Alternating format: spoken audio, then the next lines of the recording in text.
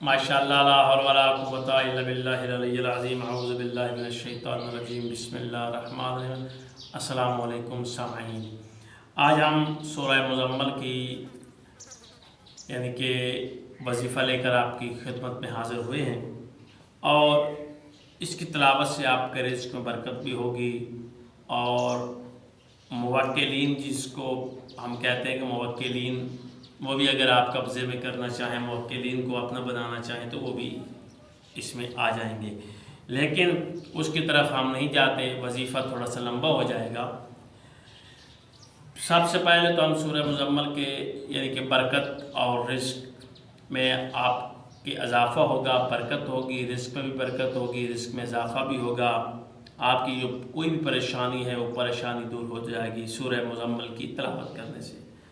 और सूरह मुज़म्मल को आपने किस तरह तिलावत करना है कि नेक मकसद के लिए पढ़ना है और किस वक्त पढ़ना है।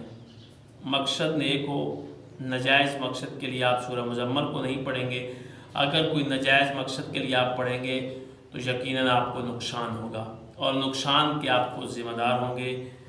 हमने बताना है, पढ़ना आपने है, लेकिन जायज़ काम के लिए है।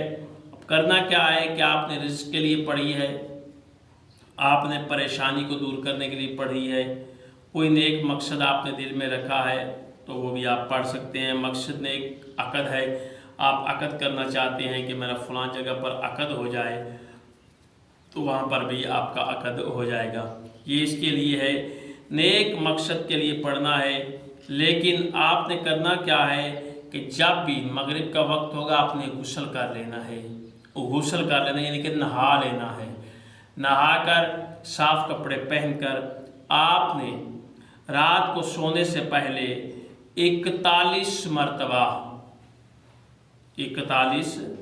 मरतबा सूरह मुज़म्मिल को आपने पढ़ना है। कितनी दफ़ा? 41 मरतबा सूरह मुज़म्मिल को आपने रात को सोते वक्त पढ़ना है और आप इसको पढ़ेंगे और पढ़कर फिर दुआ मांगकर आप सो जाएंगे। इंशाअल्लाह अल्लाह ताला आपको कामयाबी देगा। ये अमल करें, अल्लाह आपको हमेशा कामयाबी देगा।